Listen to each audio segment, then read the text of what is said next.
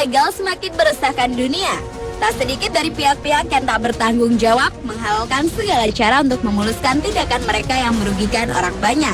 Berikut ini adalah 7 kasus jual beli ilegal yang kini kian marak terjadi versi on the spot.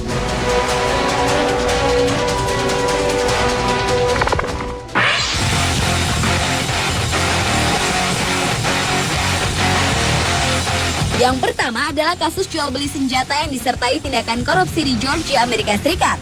Kasus ini melibatkan seorang agen penjualan senjata dari Amerika Serikat bernama Daniel Alvarez, seorang presiden direktur pabrik manufaktur senjata di Arkansas yang diduga telah melakukan suap terhadap beberapa pejabat tinggi di jajaran pemerintahan, khususnya Menteri Pertahanan Georgia. Melalui undang-undang anti suap terhadap pejabat luar negeri ini, pemerintah Barack Obama lewat Kementerian Kehakiman mengungkap adanya indikasi praktek korupsi dalam perdagangan senjata di Georgia, yaitu ditemukannya beberapa dokumen terkait perjanjian penjualan senjata oleh Kementerian Pertahanan Georgia dengan mengajukan anggaran pembelian senjata 20% dari harga yang sebenarnya. Di samping itu, kesepakatan penjualan senjata ke Georgia ini juga melibatkan berbagai kaliber dan kualitas persenjataan dengan standar sekelas NATO seperti 5,56 mm ammunition. Dan pada Januari 2010 lalu, Alvarez termasuk 22 eksekutif yang diciduk ke aparat keamanan Amerika atas tuduhan menyuap para pejabat tinggi negara di luar negeri.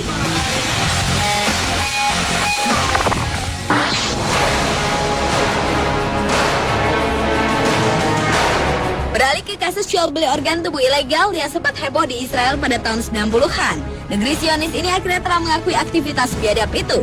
Pengakuan tersebut datang dari Yehuda Hiss, mantan kepala Institut Forensik Abu Ghabir di Israel.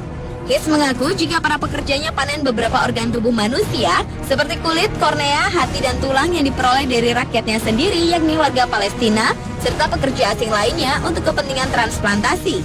Sedangkan bagian kulit manusia diserahkan kepada bank kulit yang didirikan oleh militer Zionis untuk serdadu yang mengalami luka bakar.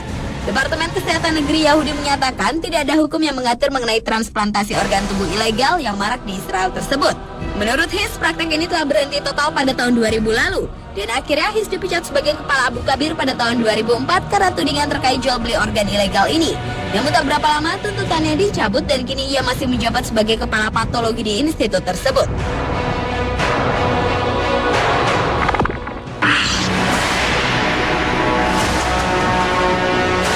Sekelompok orang yang memanfaatkan internet sebagai media jual beli binatang langka berhasil dibekuk polisi di wilayah Uttar Pradesh, India. Polisi berhasil menyita musang albino, burung merak, dan burung betet yang diperdagangkan secara ilegal. Kelompok tersebut sering mendapat pesanan dari konsumen asal Timur Tengah dan Eropa.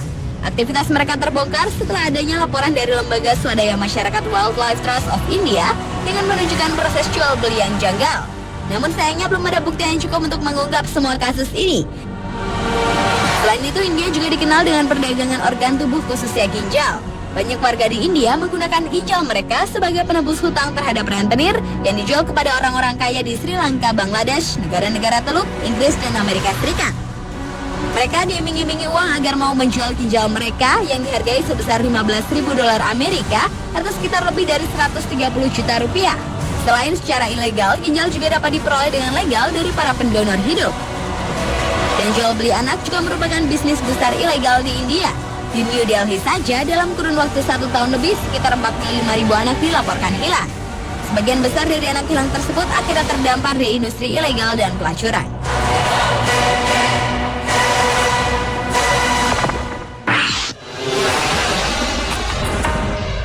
Seorang ilmuwan asal Amerika Serikat, Dennis Bradley Davis, ditangkap polisi di Sragen, Jawa Tengah terkait dugaan jual beli fosil secara ilegal. Davis ditangkap pada Oktober tahun 2010 lalu karena membeli ribuan fosil dari situs purbakala di Sragen.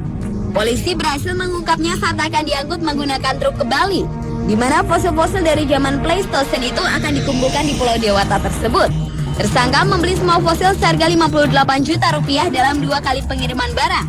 Fosil-fosil itu memiliki nilai yang sangat tinggi, yaitu harganya bisa mencapai 2 juta dolar Amerika atau sekitar lebih dari 17 miliar rupiah untuk satu fosilnya.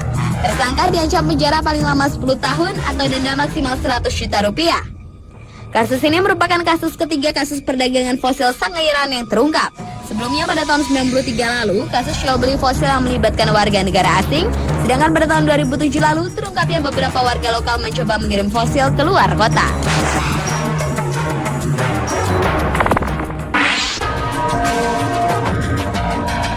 Kasus perdagangan manusia, terutama anak-anak di Indonesia, tahun demi tahun terus meningkat. Namun dari hanya 10% kasus ini yang masuk ke pengadilan. Akar permasalahannya adalah kesenjangan sosial ekonomi dan kemiskinan. Di tanah air, kasus perdagangan anak yang sangat menonjol biasanya terjadi di daerah perbatasan dengan negara tetangga seperti Riau, Medan, dan Kalimantan Barat. Negara tujuan utama anak yang diperdagangkan ke luar negeri adalah Singapura, Malaysia, Taiwan, Jepang, dan Arab Saudi. Selain itu, kasus perdagangan anak juga banyak dijumpai di kota-kota metropolitan seperti Jakarta, Denpasar, Bandung, dan Semarang. Masalah perdagangan anak ini dengan alasan dan tujuan apapun tetap merupakan suatu bentuk pelanggaran terhadap hak asasi manusia.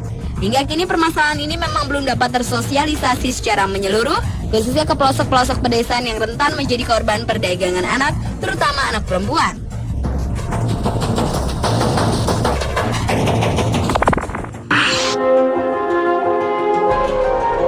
Kasus jual beli ilegal selanjutnya adalah jual beli perempuan. Lebih dari 225.000 korban tiap tahunnya datang dari Asia Tenggara dan lebih dari 150.000 orang dari Asia Selatan. Selain itu, negara Eropa Timur, Amerika Latin, Karibia, dan Afrika juga melakukan proses jual beli gadis belia ini. Kebanyakan dari korban-korban ini dikirim ke Asia, Timur Tengah, Eropa Barat, dan Amerika Utara yang berakhir di kota besar daerah wisata atau dekat pangkalan militer. Di India misalnya, pelaku perdagangan berpura-pura sebagai pedagang sukses, membujuk orang tua sang gadis dengan mengatakan bahwa dia adalah pasangan yang cocok. Setelah menikah, gadis tersebut disiksa secara seksual dan dijual sebagai pekerja seks. Beberapa pria diketahui telah menikahi lebih dari selusin wanita dari desa yang berbeda dengan menggunakan taktik ini. Di Indonesia sendiri, perdagangan perempuan dikemas dengan mendompleng bisnis legal. Beberapa kebijakan resmi negara seperti penempatan tenaga kerja Indonesia ke luar negeri, pengiriman duta seni budaya, adopsi anak, dan sebagainya sering dimanfaatkan para pelaku kejahatan untuk perdagangan orang, terutama gadis yang masih belia.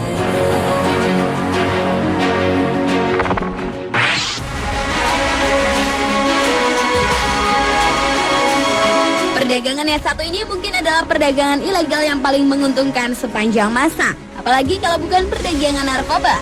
Tapi selain menguntungkan, bisnis ini juga adalah kejahatan terorganisir yang paling serius di dunia. Dan Afghanistan disebut-sebut sebagai raja obat yang telah menjadi produsen top dunia untuk jenis opium. Sekitar 93% opium dunia sebagian besar dihasilkan dari The Golden Crescent, sebutan nama daerah pokok produksi opium gelap yang meliputi Afghanistan, Iran, dan Pakistan. Hal ini diyakini bahwa perdagangan opium di Afghanistan berkembang karena pejabat pemerintahannya terlibat dalam perdagangan opium di negara tersebut. Selama kurun 6 tahun terakhir di Afghanistan, jumlah pecandu opium juga meningkat sekitar 53%. Data lain menunjukkan separuh dari produksi opium di Afghanistan yang menghasilkan heroin tumbuh di Provinsi Helmand, daerah selatan negara itu, yaitu wilayah dengan ratusan hektar yang ditumbuhi tanaman haram. Setelah 7 kasus jual beli ilegal seperti perdagangan senjata, organ tubuh, satwa langka, fosil, anak, perempuan, dan narkoba versi on the spot.